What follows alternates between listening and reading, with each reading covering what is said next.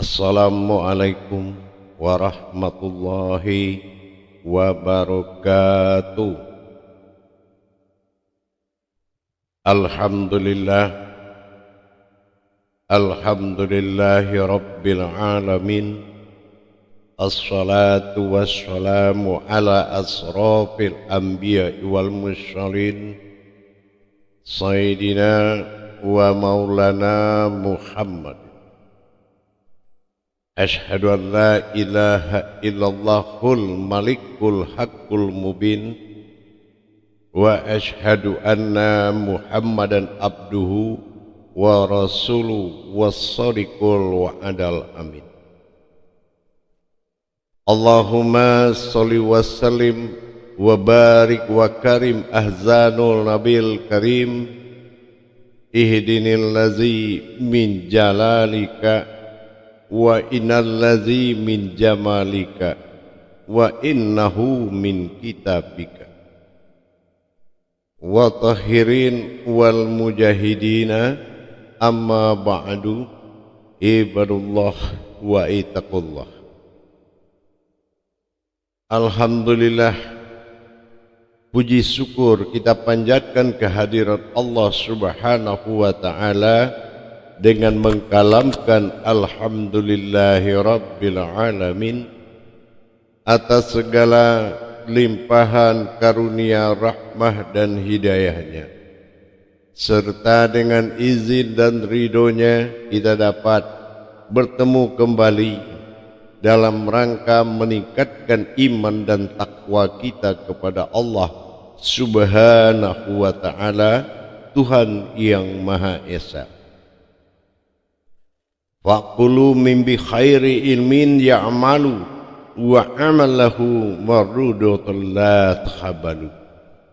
Beramal dan beribadah tanpa ilmu pengetahuan, tidak tahu apa yang diamalkan, tidak tahu apa yang itu ibadah, maka akan dikembalikan oleh Allah Subhanahu wa ta'ala. Artinya la takhabalu, Allah tidak terima, tidak sampai kehadiratnya. Salam dan salawat takkan pernah terlupakan. Marilah sama-sama kita sampaikan, kita panjatkan kepada junjungan kita Nabi Allah, Nabiul Akhirul Zaman, Rasulullah Muhammad sallallahu alaihi wasallam. Atasnya kalimahnya kita kalamkan dengan membacakan Allahumma sholli ala Sayyidina Muhammad wa ala alihi Sayyidina Muhammad. Alhamdulillah, bertemu lagi dengan saya Guru Mursyid Syekh Nur Muhammad Buya Irwan Maulana Al-Khalidi, Pasaman, Sumatera Barat, Indonesia. Tentunya dalam makom majelis zikir ma'rifatullah yang senantiasa selalu mengajak kita menjalankan keimanan kita dalam masa tauhid ilahiyah, terutama dalam makom kerahasiaan Allah menuju kemustajaban ilmu, kemabruran ibadah dan barokah dunia akhirat.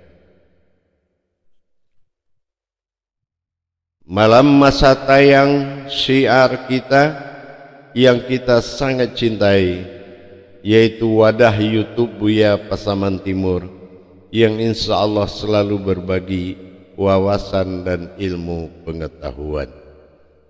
Alhamdulillah, para hadirin dan jamaah dimanapun berada, pada waktu dan kesempatan ini saya akan berbagi ilmu pengetahuan dan wawasan hakikat tentang ibadah kepada Allah.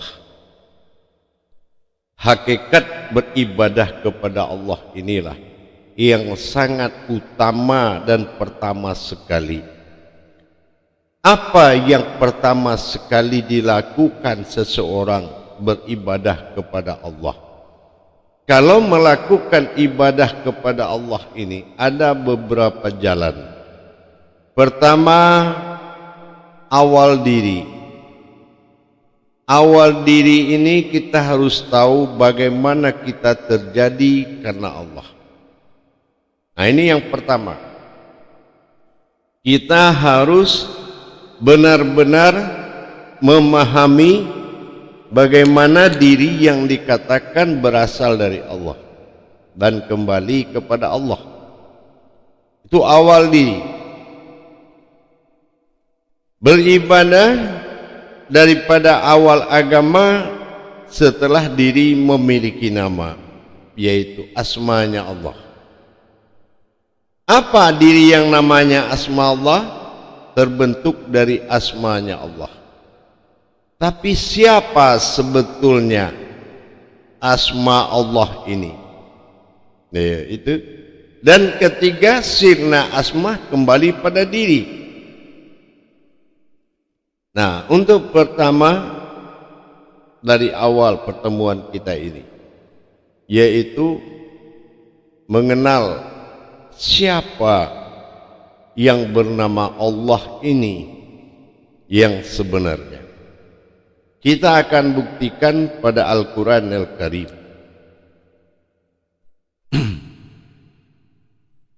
Di dalam qudsi Allah, Allah mengatakan man arafa nafsahu wa qad araha rabbahu. Sangat banyak ayat-ayat yang mengajak kita mengenal diri.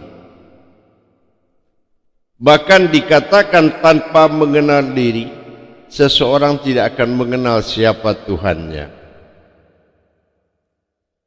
Inilah yang akan menjadi suatu dasar. Nah, kita lihat seperti Asmaul Husna.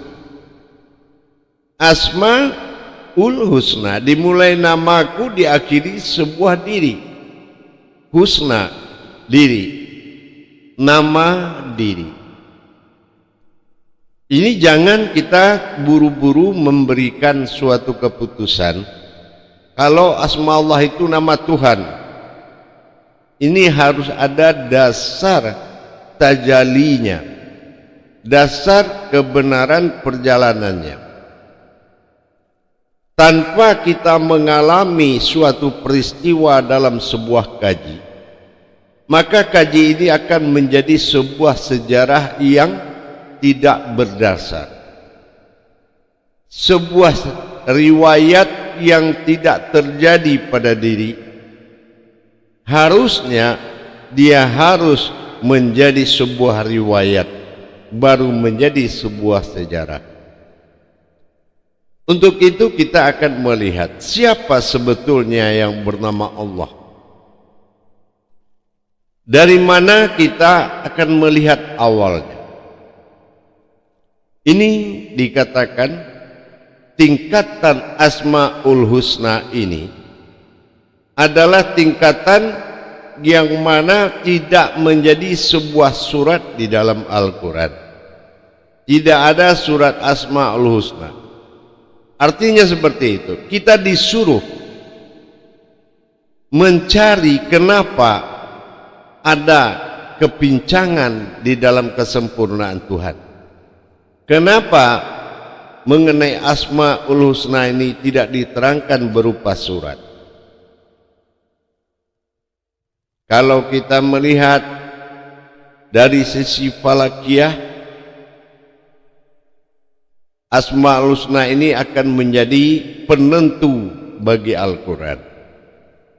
Karena sifat yang diturunkan oleh Allah terhadap nama dan diri adalah suatu sifat Rabb, penguasa yang akan diwujudkan berupa diri. Yang akan diwujudkan berupa diri, yang akan menjadi zahiru Rabbi wal batinu abdi, yang akan menjadi zahir panutan oleh semua alam semesta dan isinya beserta isinya makhluk, yang akan menjadi titik penentu dan titik temu atau kita sebut dengan ashor.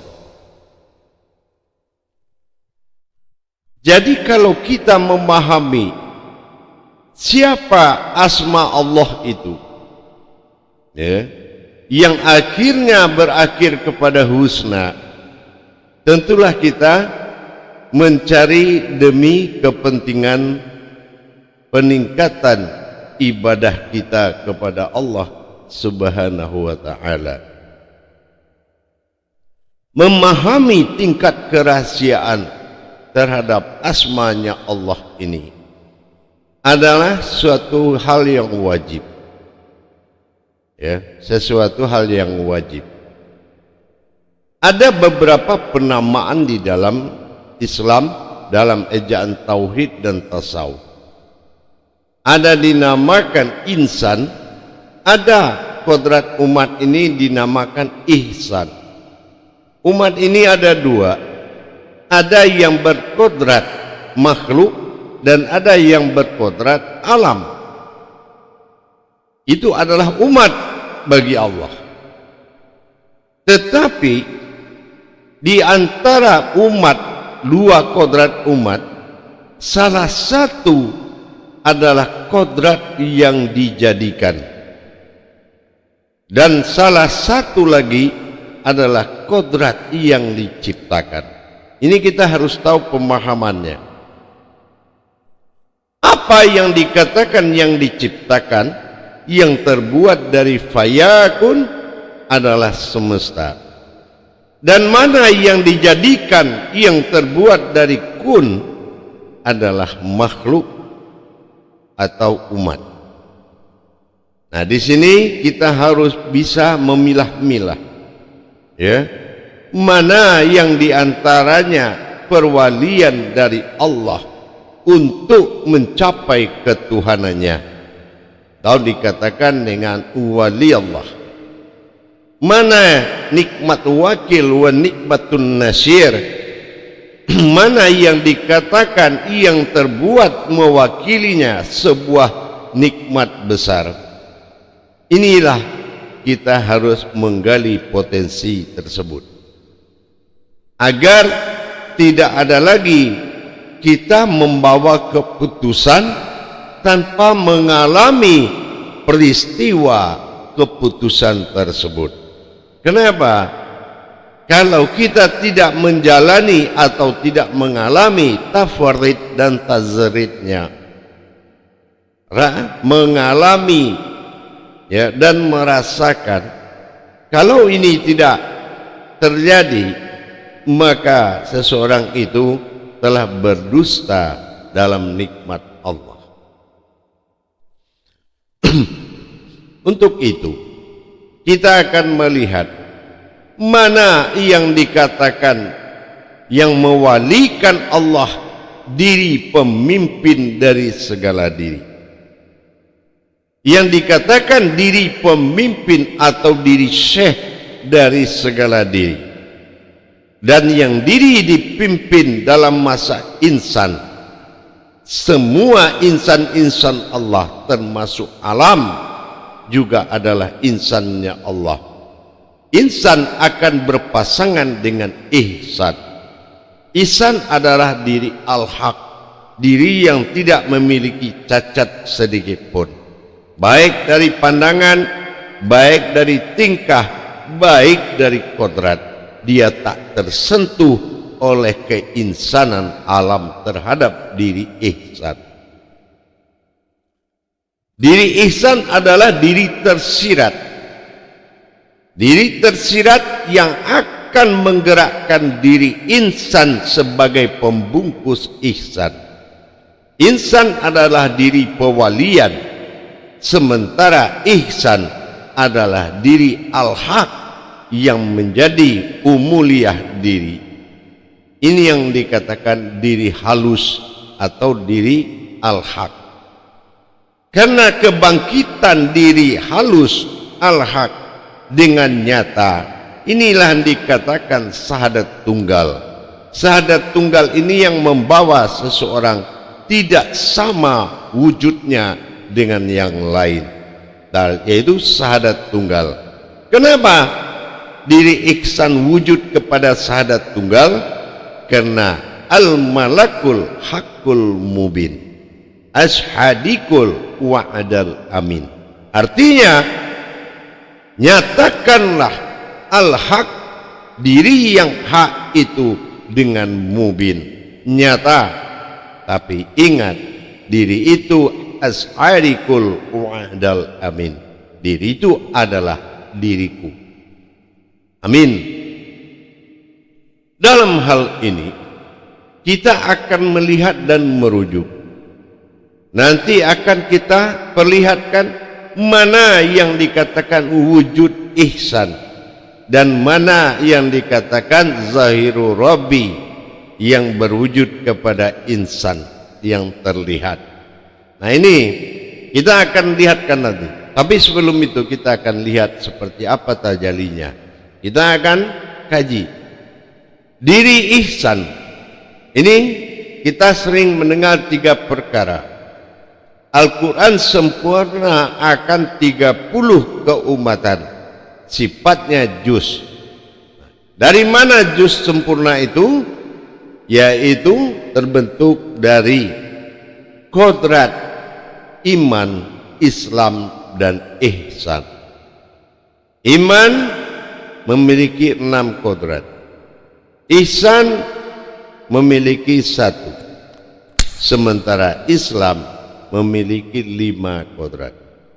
5 kali 6 30 juz, dan yang 1 adalah ihsan. Artinya kita akan melihat jumlah tersebut dalam kalimat Allah.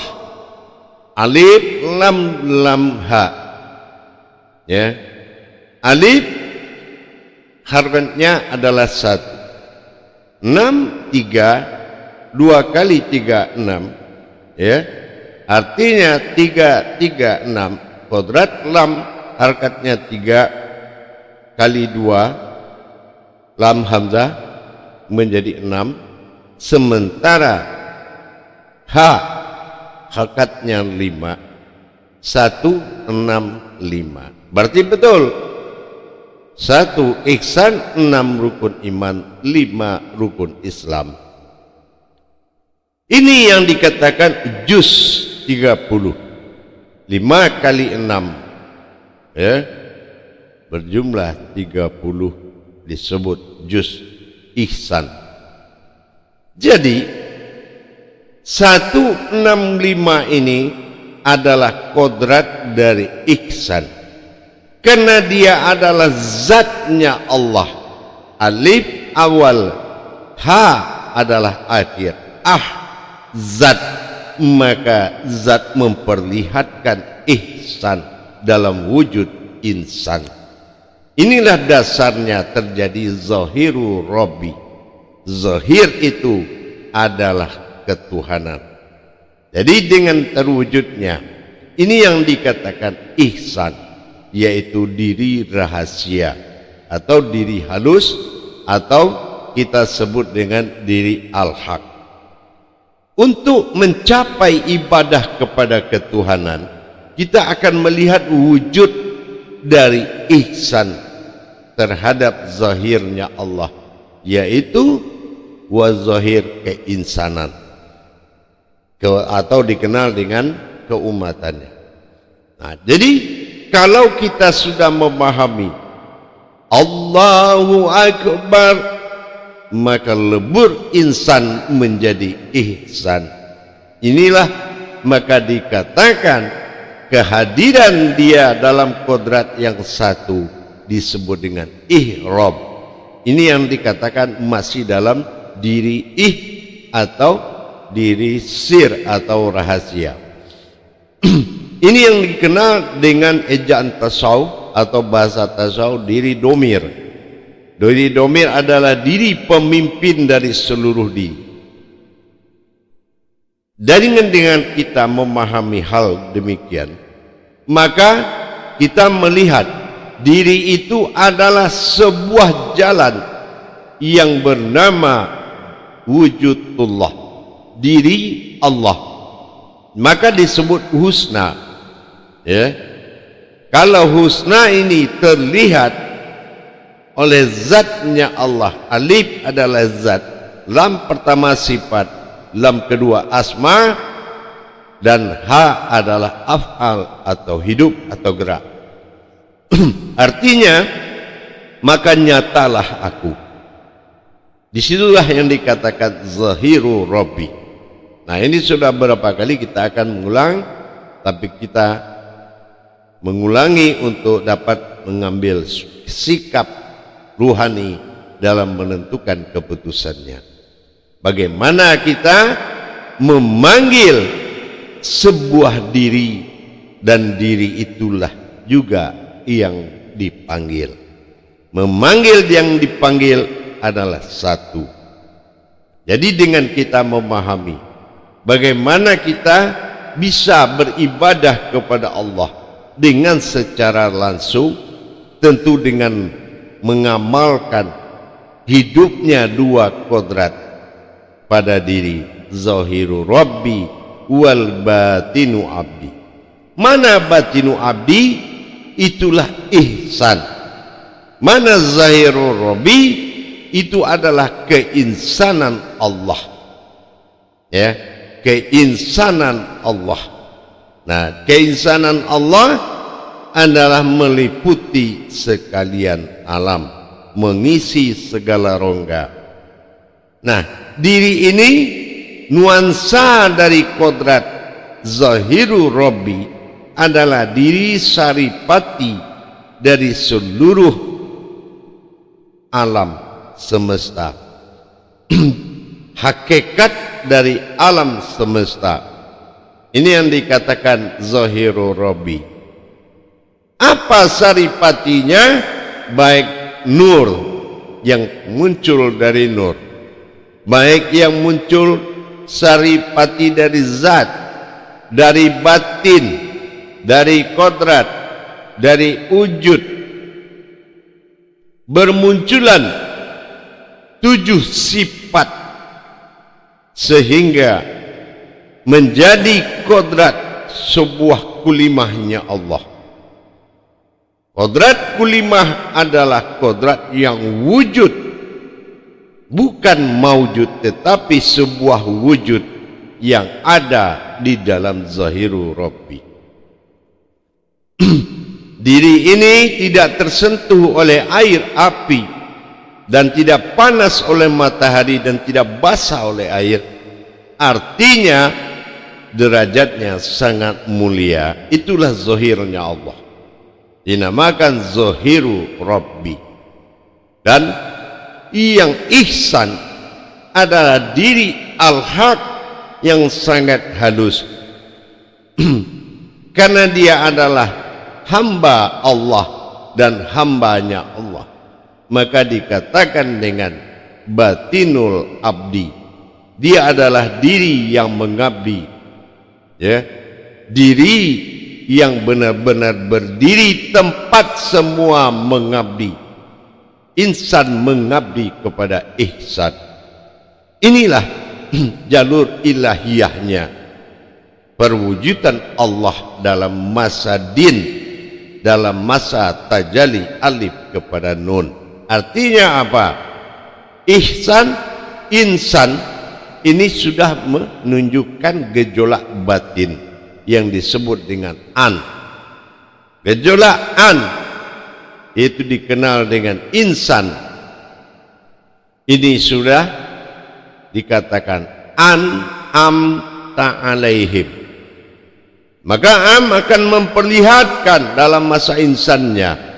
Ta'ala adalah wujud Tuhan. Ihim dalam masa diri. Nah, inilah yang dikatakan dengan askor tadi. Diri pemimpin dari semua diri. Ini adalah ihsan. Jadi zahiru Rabbi tempatnya ihsan itu beribadah dengan wujudnya al-haqqullah, al-haqqul mubin. Nah, jadi kalau kita memahami perjalanannya, disitulah timbulnya kata-kata ma'rifatullah. Bagaimana yang dilihat itu adalah ma'rifat, yang dilihat itu adalah Allah. Bagaimana sebuah ihsan melihat Allah melalui tajalli keinsanannya, zahiru Rabbi.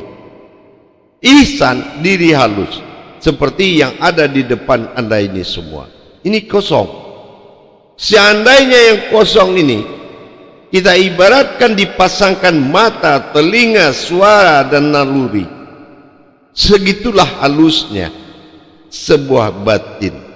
Ihsan, sebuah diri halus menatap kepada zahiru Rabbi, yaitu zahir yang terlihat ini dalam zahiru Rabb, qadra, iradat, ilmu, sama, basar, kalam, hayat. Ini yang dikatakan zahiru Rabbi. Kodrat Allah, kodratnya aku, kodratnya Allah sendirinya. Iradat Allah, iradatnya aku, iradat Allah sendirinya. Ini Allah. Zahiru Rabbi, zat yang terlihat. Zat yang terlihat. Sementara hakiki dari zat yang terlihat adalah dalam masa tulisan yang sama. Adalah rahasia, adalah zat yang terlihat. Makanya ada ihsan. Nah, sementara tajalihu itu adalah aku dalam wujud tajalli yaitu perjalanan napas yang mengatur perjalanan insan dan ihsan dalam tajalli Allah dan tajalli itulah pencapaian aku. Maka dikatakan Allah, akulah Allah. Inilah yang dikatakan aku pada keakuanku, itu dinamakan ketuhanan. Dan aku pada diriku sendiri, ini dikatakan dengan sifat Tuhan. Ini dalam hal perjalanan ketuhanan dan Tuhan. Ini harus benar-benar dikuasai.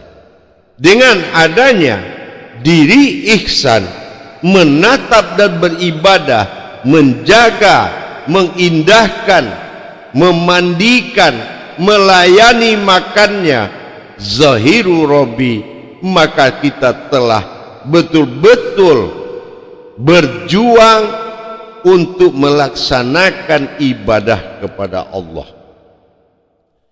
Kita naik sepeda motor sangat nikmat, maka serahkan nikmatnya kepada Allah, zahiru Rabbi. Dan serahkan nikmatnya makan, serahkan nikmatnya pemandangan, serahkan nikmatnya rasa. Apapun yang kita lakukan, kita mengabdi kepada Allah melalui zahiru Rabbi. Itulah gunanya tiga kodrat ketuhanan pada satu diri. Kodrat keumatan berkehendak, kodrat ketuhanan diri yang mengabulkan, dan kodrat aku dalam nyawa itu untuk menerima dan menikmati. Inilah yang dikatakan mengabdi kepada Allah. Zahiru Rabbi wal batinu abdi. Bagaimana kita bisa memberikan nikmat-nikmat hidup kita kepada Allah perantara zahiru Rabbi tadi? Maka Allah akan membalas dengan nikmatnya yang melimpah ruah. Tapi kalau kita mengaku bertuhan tapi tidak mengabdi kepada Allah, itu namanya tidak bertuhan. Yang dikatakan bertuhan, mengurus Tuhan, beranak mengurus anak, beribu berbapak mengurus ibu dan bapak. Inilah pengabdian. Sedikit sekali seseorang itu mengabdi kepada Tuhannya. Kenapa? Karena dia merasakan beda. Dia menjauhkan dirinya dari mana dirinya sendiri terbuat dari husnanya Allah. Hu pegangan tunggal dan na pegangan ketunggalan, sin hayat. Maka disinilah kita memiliki an sebagai diri batin yang terlihat. Makanya hakiki dari Fatihatin Nasun itu, Fatihatun Nasun itu sangat jelas. Ta'alaihim dengan bi'alaihim ini sangat dekat sekali. Jadi apabila kita menerapkan pengabdian kita total kepada Allah, tentulah dengan menyerahkan nikmat, sehingga kita terlepas dari maksiat, terlepas dari segala nazab-nazab yang merusak, terlepas dari pengabdian kepada kebendaan, keriaan, sihir, dan tidak ada pemujaan kepada apapun kecuali kita mengagumi wujud Allah pada diri, yaitu keinsanan yang terlihat. Tentu dengan kita mengabdi. Nah, salah satu mengabdi, apabila kita mau tidur, seberapa nikmat tidur itu, dan berikanlah nikmat itu. Dan begitu kita bangun, kita mengabdi lagi kepada Allah. Zahiru Rabbi, kita mandi dan kita bersihkan tubuh kita. Betul-betul insan ini di dalam pujian dan tanggung jawab ihsan. Bagaimana kita menjaga, menertibkan zahirnya Allah, memandikan, menghindari dari mencacat daripada zahirnya Allah dengan perbuatan-perbuatan lain, maka Allah akan balas dengan segala nikmatnya. Ini yang dikatakan ibadullah, beribadah kepada Allah. Maka kita lihat bagaimana yang dikatakan batinul abdi, itulah ihsan, al-haqullah, al-haqqul mubin.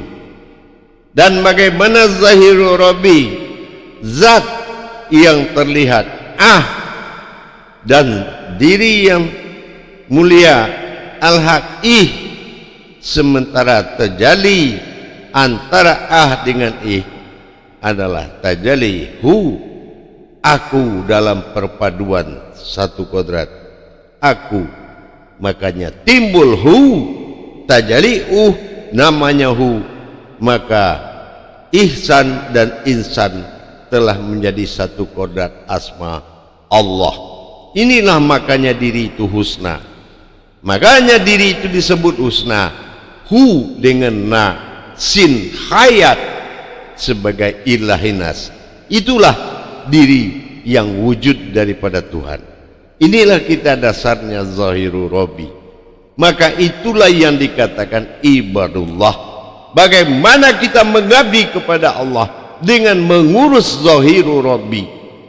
Tiap hari memuji keindahan, mudah senyum. Kenapa? Allahi zahiru wal batinu. Allah itu memperlihatkan, zahir itu adalah batin yang terlihat. Kalau zahirnya, perbuatannya tidak benar, maka dia telah memperlihatkan ketuhanan yang tidak benar pada dirinya. Tuhan yang tidak benar, artinya dia memiliki junjungan yang tidak benar. Insan adalah alam dari ihsan. Ini yang harus kita jaga dalam kehidupan bertuhan 24 kalam syahadat dalam 24 jam atau waktu. Para hadirin dan hadirat dimanapun berada, jamaah yang dirahmati Allah, kalau kita jalankan pengabdian kita kepada Allah, jadi bukannya kita membesarkan diri di jalan Allah, tapi besarkan Allah di jalan diri dengan menjaga 3 penjagaan terhadap Tuhan. Allah Tuhan semesta alam. 3. Pertama, mukharabatu firruhi.